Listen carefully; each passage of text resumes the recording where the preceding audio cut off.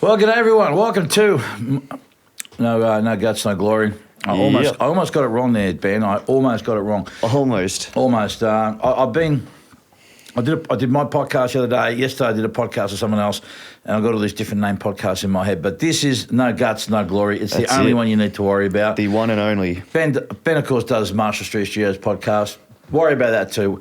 I do one, but we won't promote myself here because I'm happy fucking representing right now. Jack the Bear, Bandit, fucking Ferguson, a.k.a. Maverick, a.k.a. my fucking tip-top mentee, a.k.a. fucking, fucking incredible human being, a.k.a. mad cunt, a.k.a. Fuck, whatever other people want to call me, yeah. Whatever you want to call it, but you are all those things, mate. So I appreciate it. Here we are. Here we are at Marshall Street, and we've got another one. So, how are you, my friend? I'm going very well. I'm very well, Tone. Continuing on fucking this year. I've been fucking super good, man. Awesome. Actioning out all the fucking kind of plans that me and some of the guys built in last year. And it's good. It's good to see, especially when you go from that planning side of shit, which we did late November, like a super heavy planning for 2020. Now that we're fucking getting to the end of, it's already past Jan, the start of Feb. And you see some of those plans actually start to fucking come into fruition and fucking take shape. So it's good. It's exciting. The journey continues. Yeah. Well, how are you? How are you traveling? Mate, I'm good. I was I got all excited before because we thought the steward's going to join us, which would have been lovely to have him on board. It would have been a lot of fun, but unfortunately he's not well. Yeah, he's just had to bail home. We'll get him another one. But yep. So shout out to Stu. Hope you recover quickly, my friend. How am I, mate? I'm great. Like I said, 2020 has been a really good start for me. I haven't actually sat down and done a really detailed plan. I've just been. I'm allowing myself to be a bit more open to things. Some people are very much about writing shit down. I haven't been the best at it, to be honest. I do jot ideas and things down. I've just started getting more. I actually have been started getting a bit of journaling, just for myself. Just things have been going on, and what I've noticed already in a short period of time, it's interesting to go back and look at things that I wrote down a few months ago about what was going on for me in life and business and the whole deal. And it's interesting because when you read it back without the emotion of the time and what was going on, you get a perspective, and it's one way of being able to allow yourself to see how far you've come or how far you've grown, or maybe even how much more you have to do. Maybe you've even gone backwards for that matter. But at least it provides that marker for you to see, and in a way of looking over your shoulder. Definitely. Which is interesting. But no, man, I'm good. This year for me is, I think if anything, my broad focus this year is to, obviously put more, get into, this podcast is obviously priority for me this year. I want to see us build a website. I want to see us, to sort of see that grow and expand in a sustainable fashion. I also am, looking at want to do more speaking gigs and, do more mentoring. Yesterday I'm starting to volunteer more time. Yesterday I was at training last night at Omega Jiu-Jitsu. Shout out to George and all the gang out there. Who's my mate Arlo, who is doing he works at Xenon Entertainment, and he's doing an industry thing. And I said, hey, man, listen, you want someone to come and talk? He said, yeah. So he was delighted, as was I, that he accepted my offer. And I'm going to just try and put myself out there more, because last year I think a big mistake I made was an assumption that just because I have, let's loosely say, reputation or known to be, speaking, and I put content online, that people are going to come and knock on my door, and it was a rude awakening of realising a few people come, but generally speaking, man, you got to go out there and put yourself out there. So this year I'm going to put a focus on putting myself out there and offering myself, and I'll be doing some stuff with you, and and I'm not doing it with an expectation of payment. If there's payment there, that's great. But for me, it's about, again, practicing the whole thing we're trying to preach, which is contributing, putting yourself out there, doing the work, getting involved, and not just sitting there and you know, it's all good to read The Secret and shit like that, but sitting on your couch and, you know, smoking spliffs and trying to manifest, man, isn't. Yeah, you know what it's I mean? not going to get you there. It's cool and it's nice to sit and think about things, but it's just not going to fall out of the sky. Yep. You know, so you know, if you do that sort of sit at home and get high on your mum's couch, the only thing that's going to fucking come in the mail is not a check but an eviction notice. You know? At some point, yep. Yeah, you know. So that's been really my focus this year, man. And I'm just going to trust in the process and allow things to kind of roll along. But that's my plan, if you will, for 2020. Perfect. It's working well. I'm in a good place with it. I'm Excellent. and as happy as Larry. Perfect. Nice. Yeah, it sounds good. Well, I think, and the speaking thing is something that you have done a fair bit, because that was how I initially first met you, was through doing speaks at Melbourne Polytechnic. Yeah. Well, it's interesting because I've been speaking at audio schools now since 2000, pretty much since I was at Sing Sing. And my main thing was just to talk about mastering. You know, what is it? Explain the process and give the kids a bit of a rundown as to how it all works. And what I found interesting was that most of the kids that went to audio school really didn't give too many fucks about mastering. They didn't fall asleep. I think I was good enough to engage them and keep them interested, but the reality was that I would say out of every 10 students, 2 at best probably had some kind of serious aspirations, or after the talk would come up and actually express, oh, wow, this is kind of cool. Yep. I never really thought of this. Because that's how, as I've said many a time, I didn't find mastering, it found me. It wasn't, I only kind of heard about it, had no, you know, and we're talking back in fucking, you know, late 70s and I was collecting records. So, it got me thinking to this. Okay, so these kids, they're doing an audio course, they're going to graduate. Most of them, if not all of them, want a career. They may not necessarily want to do mastering, or they have an interest in it. So I kind of gathered, you know what, while I'm here, maybe I'll provide a few, you know, a bit of a pep talk, I guess you could best describe it. Just a little 10-minute pep talk at the end, in the hope that I can give them a little hope, share a few stories and give them something to go with, you know, and they wanted to completely disregard what I said prior to that. It didn't matter so much to me. I didn't take offence to it. I was happy knowing that maybe I'd inspired someone. Yep. You've heard me talk, you know, you remember how it was a similar kind of thing. Definitely. I think the one thing that I remember taking out from it is that it opens this world of people who don't know what the fuck mastering is. It's like, hey, this is a job that you can get in the fucking industry. And it's funny you should say that, you know, that 2 out of 10 people you reckon have aspirations, or, you know, who have aspirations to have a further career post fucking graduating. And I think it's definitely true, and that's probably a fucking generous number. Yeah. But it's just, I remember when I went in, because I was basically fucking already making tunes and performing for 4 or 5 years before going back and learning the fucking tech side of it, of production and sound and shit like that. Yeah. And I just remember being fucking kind of gobsmacked at the start of it by people. They wanted to do the least amount, if not zero, and be a fucking rock star and have all this stuff out of it. And like that. And that's why I ended up getting on so well with Mikey Costa, because he was doing the mixing classes, and like his fucking ears and his skills are fucking next level. Like he's a gun. Phenomenal. So when I'd sit in with him, like the whole class would literally be me and him mixing, usually a track that I brought in because we were working on an EP at the time. We'd come in, I'd fucking basically watch him and he'd teach me how to mix. And then out of the class, there might be fucking 3 to 5 people who would chime in and occasionally sit in and see what we're doing. And the rest would just do fucking nothing. Like that one dude actually brought in a TV to school to bring into the computer class so he could play video games doing it. I'm like, dude, just stay at home and play fucking video games. Like he brought in a TV to school. Yeah, but I think it's like, and it's kind of like, because the schooling system is definitely great and it does offer the theory side to the shit we do. But I also like the dudes who are going to make it, who are going to do it anyway. Like, fuck, man, you're not going to find them in the classroom, or or paying these fucking some of the fees at some of the places. It's just like they've got the internet, they're resourceful, they've got the fucking drive. Like, in order to get to where you want to be in this industry, you need to have that self, discipline, that self drive. It's not an external fucking thing. It's not your fucking mum going, hey, you got to go to school. So guess what? DJ school sounds fun. Like, these guys are going to fucking do it regardless of if they get into fucking TAFE. I think I agree with you 100%. Absolutely no argument whatsoever in what you're saying.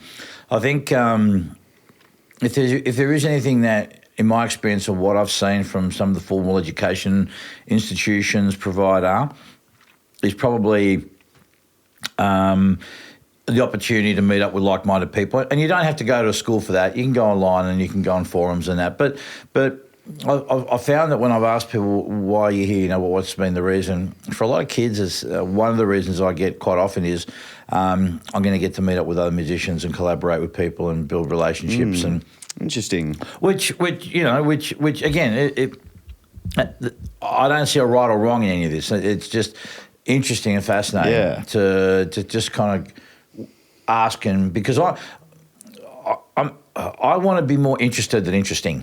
So I want to find out more about what makes you fucking tick, man. Why are you here? And for the record, yes, I have done work at places like Collards, and I've spoken to JMC, and I've spoken to SAE, and hopefully there'll be other opportunities to speak there. So I think these places do have their place, and for some people they need the structure and yes, they provide all the all the theory and certain knowledge. And access to some industry professionals that come in as guest speakers and whatnot. Because, look, man, most of these kids that go to these courses will not end up getting work in the industry, and they probably won't end up doing something in their field, or they may get started. And that's a sad statistic. I think 5% at best will probably end up having meaningful careers. Yep. And 10 may become enthusiasts that just kind of do it and maybe carry jobs and don't do much with it in terms of making money, but they'll just pursue it because they have an interest in it, and that's okay. Each their own. What I find sad in the whole thing is that people don't understand that there's room for everyone to come into the ecosystem and operate. And do their thing, and like with most people, everyone loves the idea of being at the finish line with the people cheering and the trophy and spraying fucking Bollinger all over their adoring fans in the fucking the press conference and what have you. But no one wants to really get out of bed and put their fucking shoes on to fucking drive to the fucking track to start the race. Yeah, Yep. It's always the idea in their head. But can I just go back for a sec, Ben, if it's all right? Because I just wanted to. Just quickly, when I started doing the talks back in the day, how it came to the mentoring and more the inspirational speaking, and that is that, I remember that when I used to ring, back then RMIT, I was doing a lot of speaking at RMIT back then, and I'd call them up and say, hey, was the talk okay? Was it well received? And they said, yeah, man, it was great, but you know what? The kids are still talking about that last 10 minutes. They're still raving about it. And so it got me thinking that, well, even though I'm getting paid and asked and they're signing up for this talk, I want to give more value in doing that. And over time, I still do mastering talks and I do my workshops. What was the last 10 minutes?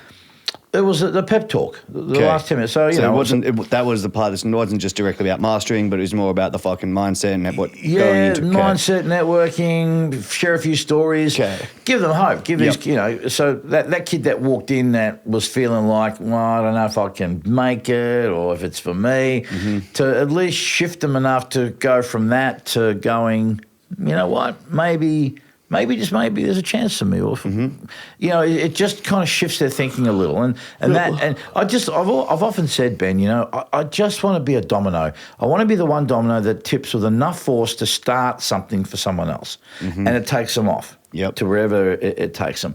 So they always would comment about particularly the last 10 minutes, and because as I said to you, if not all the kids in that group, most of them want to go through a course in order to find a career. So if I can help them or provide something that's going to give them things to think about and maybe some strategies, then there's where the value is. And so over time, now I just do like a mastering talk with a bit of a pep talk, but I do more pep talk, which is just a pep talk. Yep.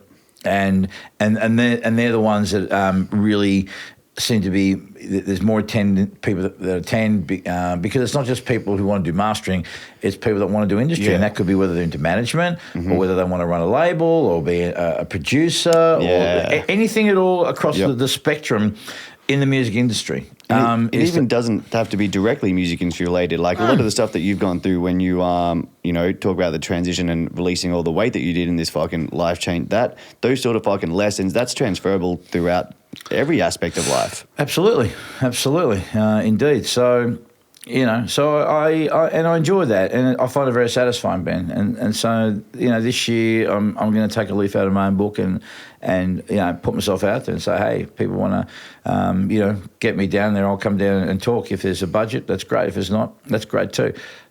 Talked to a bloke in Sydney yesterday, wants to get me up, and he's going to try and hook up a few talks up in Sydney. So I said, mate, so long as you can get me up there and get me home, great. I'm happy just to be able to do that as well. So, yeah, my friend, you're doing your accelerator course, so I'm excited about that. Tell us a bit about that. Yeah, sweet. So that's it's a band accelerator that me and Monica Strutt put together. And basically, I'd gone through some business, like in the business side of shit, like some business fucking courses, and there is things called business incubators and accelerators, where it's basically linking with you with kind of mentors that are in a similar field or that are closely related with the business that you want to fucking get up and running, essentially. A lot of them are fucking full of wank, as a lot of people fucking know. This is the ecosystem that a lot of them play in. But there is some good underlying fucking fundamentals in it all.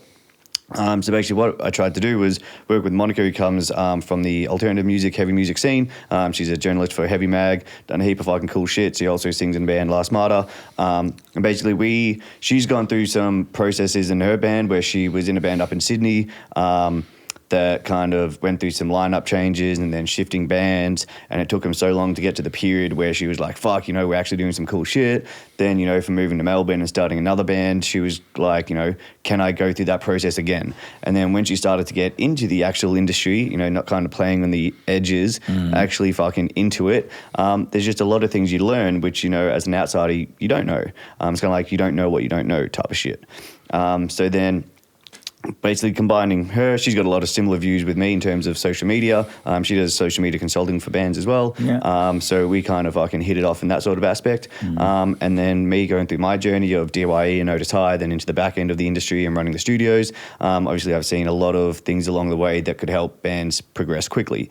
So what we put together is a 3-month course. So it's a 12-week program. It's super fucking intensive. It's so there's weekly meetings each week. Me and Monica are the main mentors. We bring other people in, such as yourself, Cassie Walker, Matt from Real Music. So we've got a heap of fucking kind of industry heavy hitters who come in. There's a 2-hour meeting each week. We go through everything from initial planning, so what do you actually want to achieve in, say, 6, 8, 12 months in the band, and then basically we hold you accountable to that plan. So it's a 12-week course. In it, you also get 24-hour access to a rehearsal room here, so bands can load in your stuff. You can leave your fucking stuff here. You can jam whenever you want. And what we've done is basically condensed 12 months worth of personal and music growth into 12 weeks. So it's super intensive. It's for bands who feel they've been in the scene for a while, maybe a year and a half, 2 years, but they're just getting to that point where they're feeling they're plateauing, that there's some other bands that fucking know secrets that they don't know, and they start to see other bands get major supports and start getting label and management attention, and they feel like their music's good, their attitude's good, they're all in sync, they're all working together, they've sorted out the bullshit like how to play live, how to budget your finances, all that little stuff that, bands have to go through early on, but just feeling like they've hit that plateau. So basically what we want to work with, bands who are, one, super keen to actually get the most out of this program, but just teach them the lessons, that there's no super industry secrets, there's little things you fucking know along the way, but just the journey we've gone on, we can definitely shine some light on some areas that bands may not have seen, that they just don't know is there. So it's an application thing, or is it a first in best dressed? No, it's application. So we'll talk an interview with everyone who applies just to make sure they're in the right position to actually get the most out of it. You can apply. There's a link in the Marshall Street Studios Instagram, in Monica's Instagram, on our Facebook. So basically, it's an application. Just put in your email and we'll get back to you. And that'll be starting very soon. I think there's another a week or 10 days of applications, and then we'll be going through the bands and making a decision. Yeah, I think it's really important to go through that vetting process. It's important as you as a provider of, especially something as big as 12 weeks, it's a big commitment. You want to make sure that the people are the right fit, definitely, for it. And so, and I know it's a bit time consuming and it can get tedious, but it's important. But it's also important for people out there who are looking to do, whether it's a course or go to a workshop, to do your own homework. I tell people, look into me as well. I mean, don't just willy-nilly sign up because it looks good or because there's a certain studio associated with it. Just do your homework. Look at what's going on. Ring the people, talk to them, ask questions, get a sense of who's involved and who's on board and what they're going to offer you. It's really important. I find it amazing how people just look. It's nice if people want to come and give you money, and typically I won't say no. But even myself, I still like to know who I'm dealing with, because I found that some of the people that hit me up for my mushroom workshops coming up is that I know they're not going to be a good fit. They're not ready. Yep. Their expectation of what it is or what they think it is isn't quite there. So, but they still want to give you the money because it's you, and that's really flattering and that's lovely. But you just know, and not that it's hard to say, but but you got to sort of gently put it to them. So look, I really would love to have you here, but I really don't think right now you're in a position or you're ready to do this. But if you maybe do this and do that, definitely, then perhaps we can help you. Absolutely, and it's next year for sure. And it's like, I look at it's you're doing each other a disservice if you don't fucking make it clear early on. And even on the other side, like we had a band reply who were a little bit. They put us there at the point that we'd probably want to get bands to at the end of it. So they've gone through it. They've been here for a couple of years, super switched on. They know a lot of fucking shit. And we were just like, and it was like, man, dude, like, well, I'm not going to drag someone fucking kicking and screaming through his program just to fucking. We only work with two bands we're only working with two, so it's like we're not fucking dragging through people just to fill numbers. It's like, dude, you guys know a lot of the things we're going to tell you. You've initiated a lot of these relationships for yourself. Like one of the big things that I want to see bands do is one, taking advantage of the space available.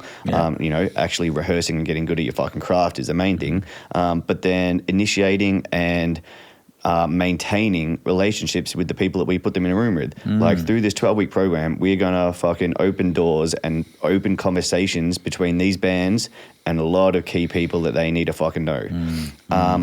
It's up to them whether they hold on to that. It's up to them whether they fucking keep in contact. It's up to them whether they action any of this shit. At the end of the day, all we can do is fucking put people in the same room, give them the knowledge, and then see what they do with it. So part of that, the vetting process is, hey man, I want to make sure that the fucking dudes that I'm spending time with, that are coming through fucking the studios here, that I'm meeting on a daily basis, that I'm helping you plan your next fucking 12 months of your career, I want to know that you're actually keen to do it. Otherwise, fuck man, it's not worth the money. I could not care less. I'll work with someone who's keen for free. I want to see fucking people proactive and doing shit. That gets me fucking going. Then you enter this fucking good, positive feedback loop where this cunt's fucking executing and then I'm stoked. Yeah. The other thing too that's important, and we talked about it before, and it's always worth mentioning, is just the whole thing of what you're going to help provide for people is accountability. So they're going to be accountable every week, and especially when they're paying money. As I've mentioned before, if you're not paying, you're not paying attention. Yeah. And there's something about people putting their hard fold, into your claw to let you know they're committed, but also they're gonna show up. But one of the things this year that I've been doing is obviously you were part of a call out 4 years ago or so. Yeah, but 2016, 2017.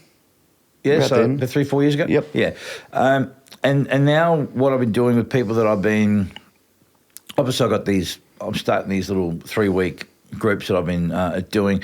As a result of it, I've got a guy now working in the studio, which is an unexpected bonus. But this year, what I've been doing is I've actually committed myself to finding 3 people. I've already found 2, and I'm looking for one more to actually offer myself as a mentor without any payment, without anything, but I'm not applying for it. I'm just now just looking around and noticing certain people, and so one, so recently this one girl who I met, and it's because when you see people how they are over time, and they're doing their thing, not trying to impress you or say the things you want to hear. There's enough consistency over time for you to go, yep. They're the people that you want to help, as you said. You're prepared to do that shit for free because, and they also reflect well on you. I mean, in this course that you're doing, bro, you want to vet the bands carefully. Because if these bands go on to do bigger things, they become, the word of mouth for you. 100%. And they're going to get there, yes, because they've got great songs, but you still would have contributed somehow. And they're going to speak favourably about you. Correct. Because of, well, this is where we were, and 12 months later or 18 months later, here we are because of this and this and this and this and this, you know? So it's important to you too, man, because it's like with engineers and producers, your discography, your records, whether they get on radio or whether they get chart positioning or whatever is one thing, but just the quality of product and the consistency of what you output, as well as the word of mouth, is what really is the best marketing you're ever going to have. And what's going to allow people to come to you and build, build a bit more momentum behind what you're doing. 100%. So very important, mate. Yep, definitely could not agree with it more. And it's even similar with the business consulting that I do as well. Like I choose those clients that I work with carefully because one, I want to know that they're actually going to fucking put in and listen. But it's also, for the selfish reason that, hey, in 10 years, if I leave a trail of all these fucking businesses and all these artists that I've worked with who have gone on to do all these fucking things, like, that looks super good on fucking me. Like, there is having this trail of, cool, by being selective and not just working with fucking flat out anyone, cool, choose the people who you get on with, who are going to fucking actually listen, who want to put in. You both mutually benefit from this. It's definitely, but that is kicking off soon, that program. But no, we're excited. Super good. I think it's going to be fucking, very beneficial for the people that get in. Have you gone out and done any talks at schools yourself? Have you done any just outside talks? I haven't. No, I haven't. I'm interested to get into that space though. That's definitely where I want to get to is, more business side of stuff, like some kind of deeper strategic stuff in the actual business ecosystem that we currently live in. And I think why a lot of businesses struggle and they see through their marketing that they're using why that doesn't work. But no, it's definitely a space I want to get into. Well, I've got to give a shout out to Nicholas Lorenzo, Panorama Mixing and Mastering, young kid I met years ago, and he wanted to come and work out of my place. And he was a brilliant kid, and I know that he would have been a tremendous asset within my building. But this kid had already gone out and he got gear, he built a room. He felt that he would have been better off coming and working out of my place. And I knew that there was a day, which is fine, that he was going to move on. And even to this day, there might be others that want to move on. There have been. Andre Ehrenman was with me 5 years, and it was a time he needed to move on. And I was happy for him because he got what he needed from the place. He felt that he wanted to grow, he wanted to travel.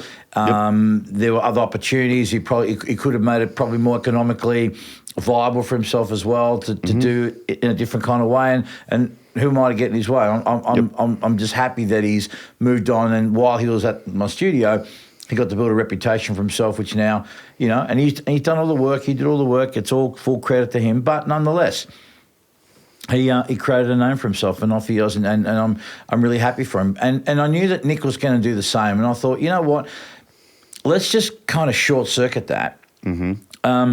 Not that I was worrying about him leaving, but I knew that that's where he needed to be. So rather than wait 2 or 3 years of him coming in and then sort of moving on, why don't you just go there now?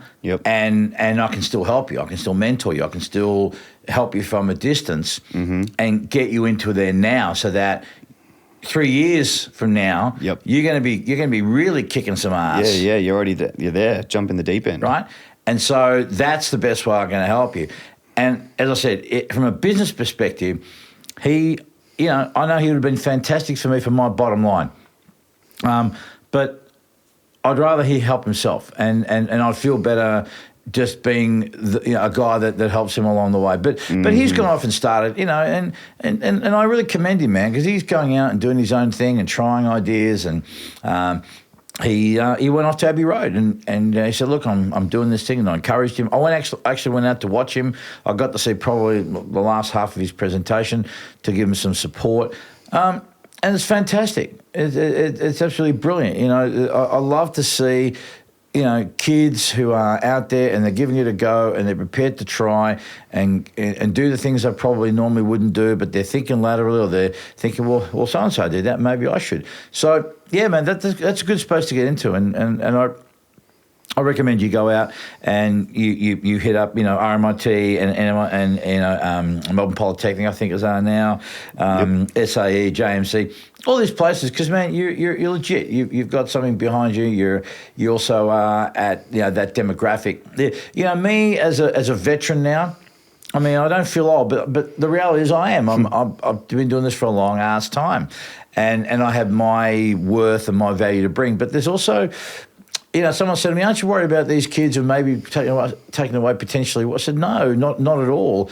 Not at all. I want to see these kids grow, and I can support these kids, and I can find value in doing that as well to help nurture these kids into wanting to become speakers. Again, there's room for everyone everywhere. 100%. And I think the other thing that's really cool about getting guys like yourself and your demographic and Nicholas' demographic, you know, it's all good for me to come in at my age and say, hey, kids, you can do this, and it's all available. But, you know, the reality is that I grew up and got, you know, got my start in a different era. It's not comparable to today. Yeah. Right? Whereas you and guys like Nicholas and other young cats who are, you know, active and doing things in the industry and are making waves and are starting to get traction, you know, there's a different credibility coming from you when you're talking to kids your age who are studying, because now it's like, oh, this guy's my age, this guy's doing it. It's different. Do you know what I mean? Yeah. And so that has value. Cool, that has real fucking value. So, you know, so for me, it's all good for me to say my thing. Well, even like this podcast, we could probably tag team a couple of talks. Well, yeah, we could do that as well, most definitely, and that's another great concept that I don't even know if that's actually been done, you know, or we even just we set up our own event, dude, you know, like I've done my own event, you know, maybe we just set up an event and we get 2 or 3 speakers on, or 4, you with me? Well, again, there's a great idea. There's something to think about, and when you come back from overseas. So there you go, fucking genius. So again, it's about being innovative, it's about being inclusive, it's about bringing people in. But hey, Nicholas, well done. He just recently went to NAM. I'm sure it was a good experience for him. But I love to see kids just fucking killing it like that, man. And the ones who are prepared to, you know, stick their neck out, have a crack, you know, take a few risks, fuck up a few times. Fucking oath. And it's beautiful to watch, man, because now I know what it felt like for my mentors who maybe they weren't witnessing me as much, but nonetheless, they were still, you know, they still were happy to see me do well. They were still there. They were available. They were helpful. There was no agenda. They just generally could see just how crazy and maniacal I was about wanting to succeed, and so they were prepared to give me the time of day, and so they knew that they didn't have to push me or kick me in the ass too often, and watch me go, and now to talk to them, and you know, like my main mentor Rick Essex, shout out to Rick, who was at Frankfurt Way, New York. He's off doing his own thing now in Jersey. You know, talking to him and yeah, he's just to see how truly delighted he is, and I know what that feels like when I see guys like you and other, you know, and guys like John Hoover and you know, Andre, even though, you know, Andre's gone off now, but I'm still happy for him. I still feel so, you know, so much happiness to see everyone succeeding and doing well. It's a very, very satisfying thing to know that you've played a very small part in people's lives in what they're doing, and to see them grow and thrive, and then to see them do the same thing. Because I mean, I think that's where real leadership lives. Is not about just amassing people to follow you around and be, you know, followers as such and look up to you. It's about how do you help these people become leaders themselves, and then they 100%. Go off and rinse and repeat the process. And so on and so on. And I think that's where real leadership is. Absolutely, because then that network just spreads. It's like that spider web. It just then keeps going. Because apps like 100%. Could not have said it better. Real leaders teach other people how to be leaders. Oh, you know, and I think it takes the ego out of it as well, because then you know it's not just about you. Yep. It's not just about you. Yep. It's about them. Yep. And then the others and the rest of the people that go Yep. along. And Definitely. the satisfaction. Again, we've talked about this before, how do we find something outside of ourselves to give us inspiration that gives us the drive, okay, well, today I can be fucked, but hang on a minute. I've got to do this. I've got to do this because I'm here for the kids. Yep. And don't want to let these guys down. I'll let them down. Yep. I'm here to serve these kids, so let's fucking do Absolutely. it. Let's get off our ass. Let's fucking put on the big girl pants. Yeah. And let's just get it done. And that's it. Yep. You know. Nice. Shut Perfect. right. Well, I think that was a pretty fucking good session for today, Tones. I think it's good. I like this fucking idea. Let's tee up some fucking talk sessions between you and me. Yeah, man. Let's do that. Once I'm back from the States, we can fucking tee up a mean one. We'll get some ideas. We'll get some ideas together. But I think before we go balls deep on it, and the other thing too, man, is that I'm very cognizant this year myself of even not to overload with too much of anything. It's very tempting to get real excited about shit. And I know for myself this year, I mean, I was thinking about, right, I'm going to do this, I'm going to do that, I'm going to do this many podcasts, I'm going to do this many things. And at some point, though, I've also got to remind myself that I want to do things well and I want to do things sustainably and be honest with myself about, well, what can I actually commit to? I mean, one example, I've mentioned this on the podcast and it bears repeating because it's the truth.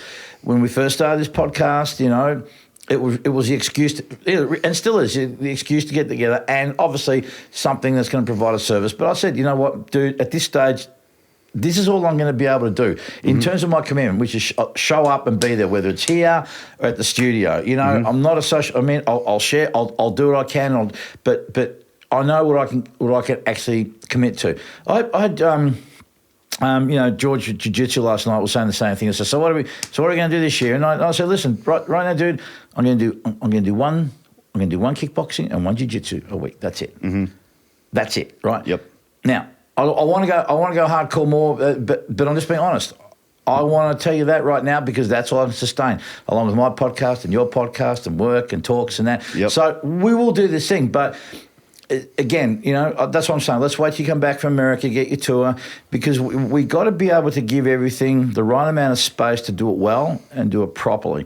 And just be mindful that as great as it is to be enthusiastic and to be fucking want to go a million miles an hour, we don't burn out and something else doesn't suffer as a result. And that suffrage could come in your health, your mental health, your physical being, your sleep, your family, all the other things in your life that you're trying to kind of navigate through and blend in so that everything kind of works somewhat harmoniously, and with the minimal amount of negative impact on everything else. So we've got to be cognizant of that. So, we're going to do that. We are definitely going to do that. But as I said... nothing's happened before fucking... No. I get back from the States. But it's fucking brilliant that we've... But it's brilliant, though, that we've hatched an idea on the podcast here. So, man, we'll do it. Done. Beautiful. Nice. Well, another good fucking session. Another one down. No guts, no glory. And as usual, everyone can fucking get in contact via Insta and Facebook page. No Guts, No Glory podcast. They can get in touch with you via your page or any of our socials. Yeah, we're all there. We'll just chuck them all up, and we'll respond. And any questions, any ideas, any thoughts, any constructive criticism, we're open to it. We want to. While we're here for us, we also want to try. Well, we can't please everyone, and we're not here to please everyone. But at least if we can try and, cover things and topics and issues that are of interest to you, or that things you want to know more about, while we're here, they're more than likely going to be topics that we're interested in anyway. So it's just win-win all round. 100%. Right. I love you, brother. This has been awesome. Thank you. Done. Thank you. We love you guys. All right. Be nice to each other. Be more importantly, be nice to yourselves. And we'll catch you on the next one. Done. Sounds good. All right. See ya. Bye.